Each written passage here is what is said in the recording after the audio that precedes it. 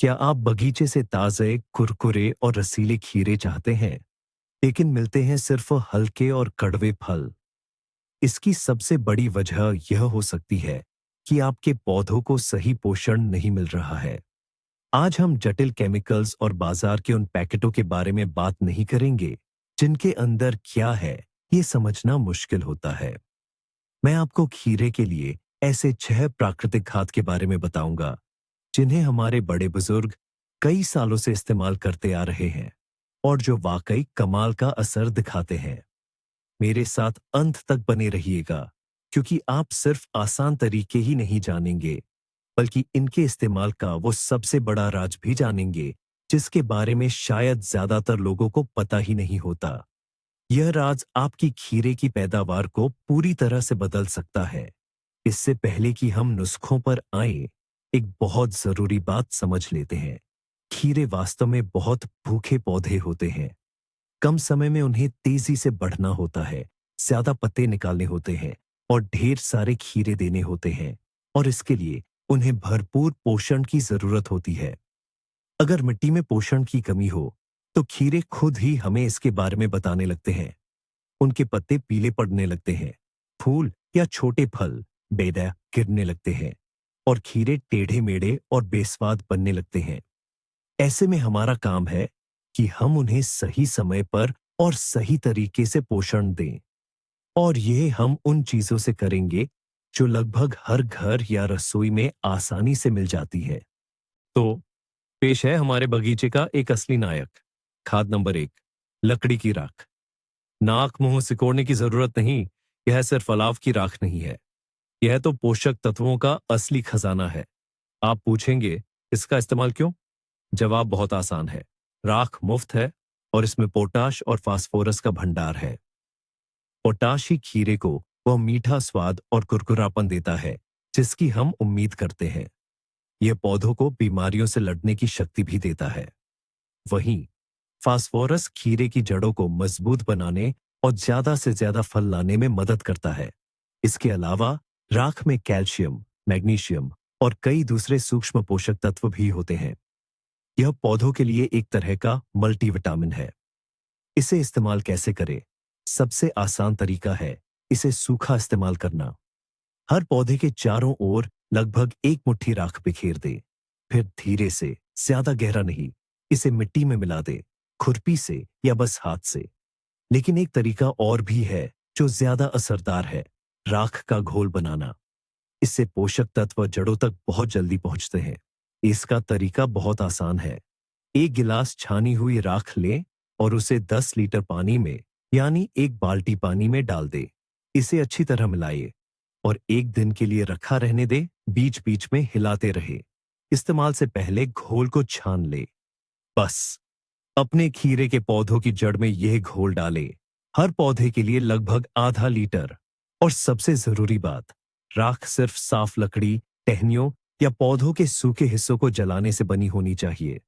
Plastic paint की हुई लकड़ियां या किसी भी तरह का कूड़ा नहीं, वरना फायदे की जगह आप अपनी मिट्टी और आने वाली फसल दोनों को खराब कर देंगे। तो चलिए हम आगे बढ़ते हैं। और हमारा दूसरा मददगार आपकी रसोई में ही छिपा हुआ है। हमारा यह दूसरा तरीका शायद कई लोगों को हैरान करेगा, क्योंकि यह और कुछ नहीं, बस आम बेकिंग यीस्ट है। जी हां, आपने बिल्कुल सही सुना। तो फिर यह काम कैसे करता है? यीस्ट को आप पारंपरिक खाद के तौर पर नहीं देख सकते।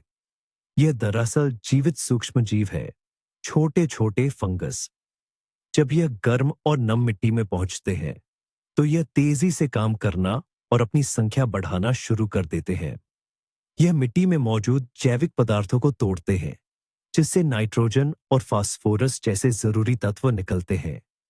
इसके परिणाम स्वरूप यह तत्व खीरे के पौधों की जड़ों के लिए आसानी से उपलब्ध हो जाते हैं। सीधे शब्दों में कहें तो यीस्ट पौधों के लिए एक जबरदस्त ग्रोथ बूस्टर का काम करता है।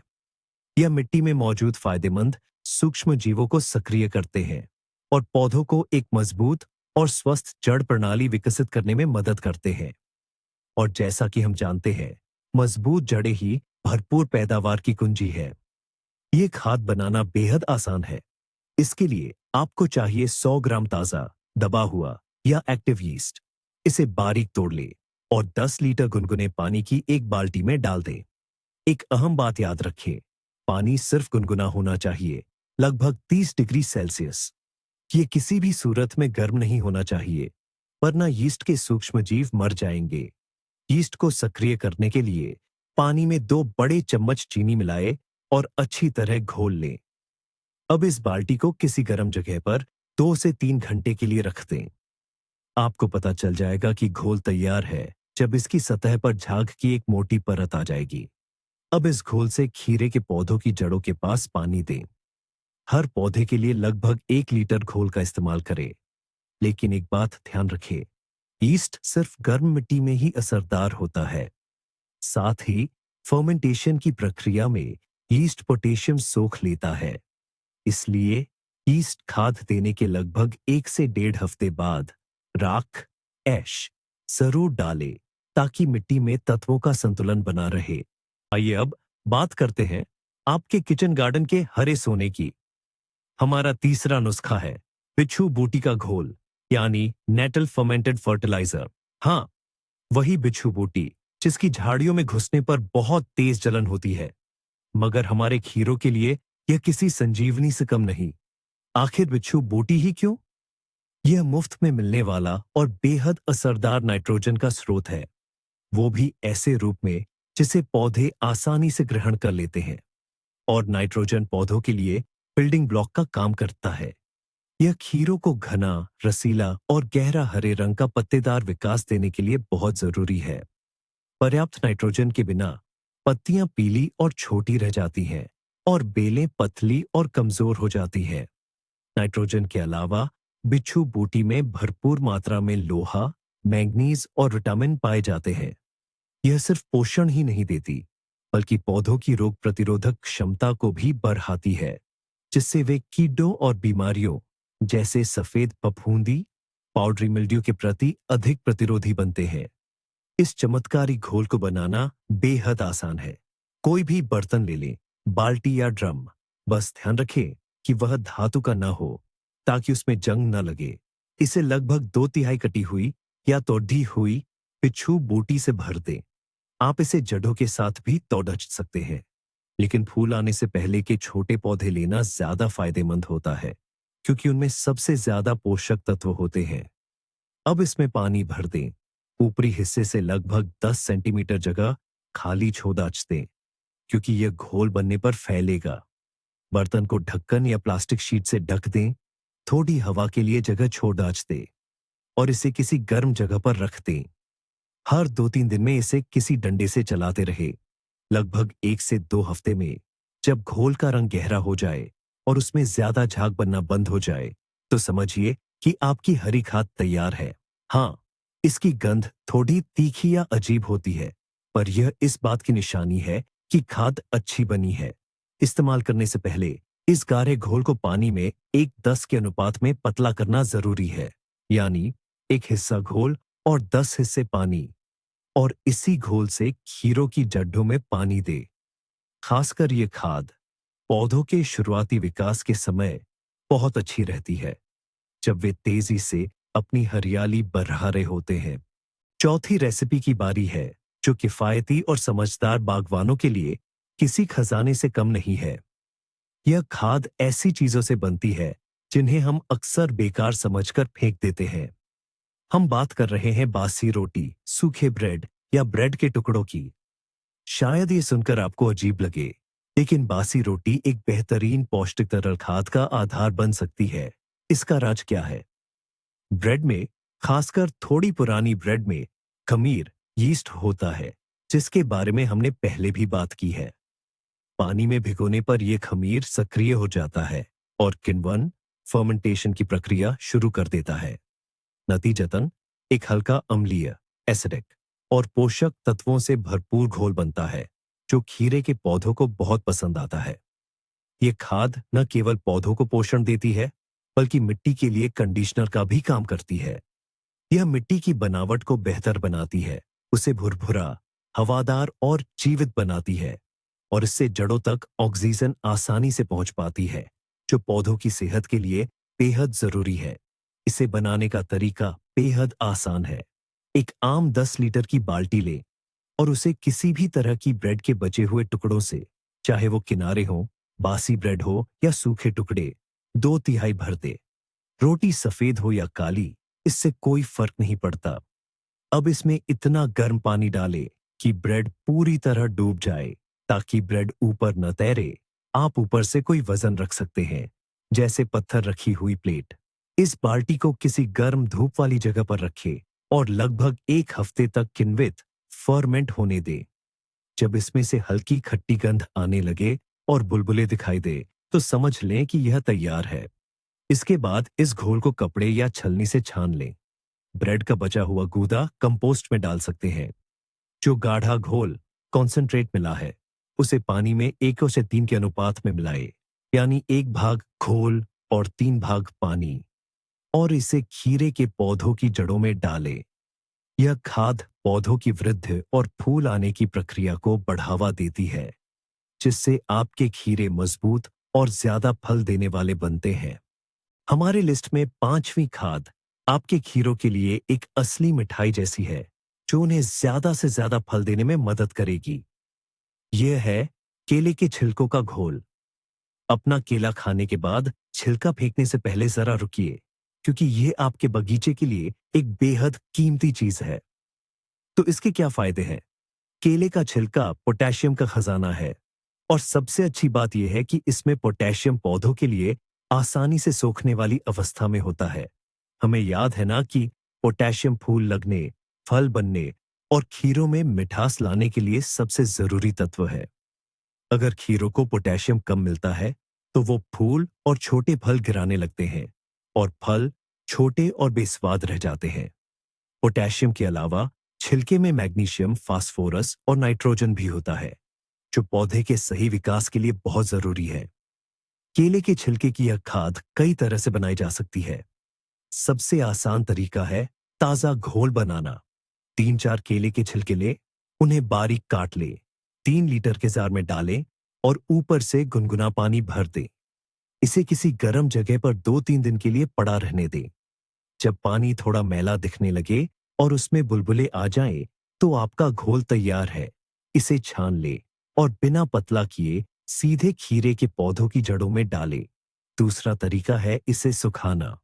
छिलकों को धूप में, हीटर के पास या ओवन में सुखाकर कुरकुरे चिप्स जैसा बना लें। फिर इन्हें मिक्सर ग्राइंडर में या सिलबट्टे पर पीसकर पाउडर बना लें। ये पाउडर लंबे समय तक काम करने वाली बेहतरीन खाद है। इसे आप बस खीरे के पौधों के नीचे पानी देने से पहले डाल सकते हैं, या फिर पौधा लगाते समय गड्ढे में भी मिला सकते हैं। यह एक आसान, कुदरत के लिए अच्छा और बिल्कुल मुफ्त तरीका है आपके खीरों को पोटेशियम की जबरदस्त खुराक देने का। और अब हम छठे उपाय की बात करते हैं। यह उन लोगों के लिए एक बेहद शक्तिशाली उपाय है, जो अधिकतम लगभग व्यावसायिक स्तर की पैदावार चाहते हैं। बात करेंगे मुर्गी की खाद की। यह सबसे शक्तिशाली और केंद्रित जैविक खादों में से एक है। यह इतनी असरदार क्यों है? मुर्गी की खाद पोषक तत्वों का असली भंडार है। इसमें पौधों के लिए आसानी से उपलब्ध रूप में भारी मात्रा में नाइट्रोजन, फास्फोरस, पोटेशियम और कैल्शियम होता है। सिर्फ एक बार यह खाद देने से खीरे के विकास को जबरदस्त बढ़ावा मिल सकता है।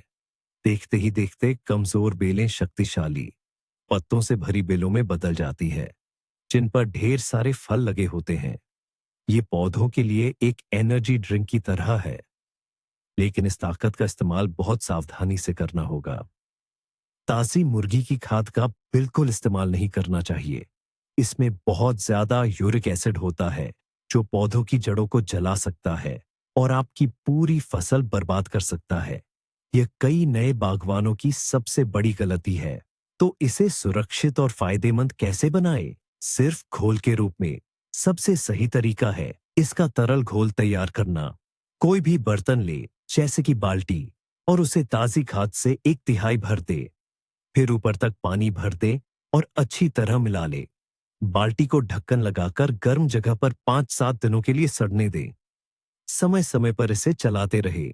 जब ये प्रक्रिया पूरी हो जाए, तो आपको एक बहुत गाढ़ा घोल मिलेगा, और इसे इस्तेमाल करने से पहले फिर से पानी से बहुत पतला करना होगा।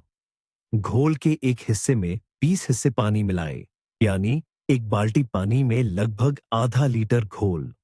और सिर्फ इसी बहुत पतले घोल से खीरे को सावधानी से पानी दें। ध्यान रखें कि पत्तियों पर न पड़े। ये खाद मौसम में 2-3 बार से ज्यादा नहीं देनी चाहिए और इसका नतीजा जल्द ही नजर आएगा। लग सकता है कि यह बहुत आसान है। हमारे पास 6 बढ़िया नुस्खे हैं। कोई भी लो और अपने पौधों को पानी दो। लेकिन यहीं पर वो बड़ी गलती होती है जो 10 में से 9 नए बागवान करते हैं।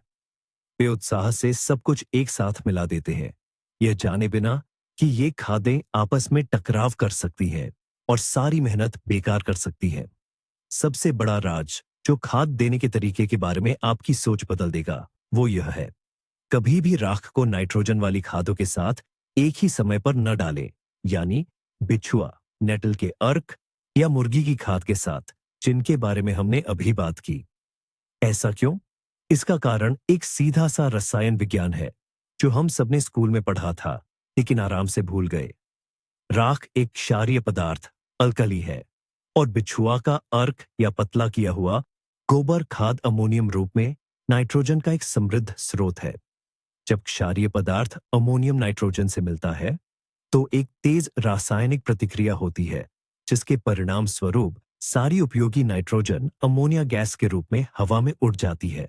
जरा सोचिए, आपने मेहनत की, बिछुआ इकट्ठा किया, खाद तैयार होने का इंतजार किया और फिर ज्यादा फायदे के लिए राख मिला दी, और नतीजा ये हुआ कि आपके खीरों को पानी और एक अप्रिय गंध के अलावा कुछ नहीं मिला।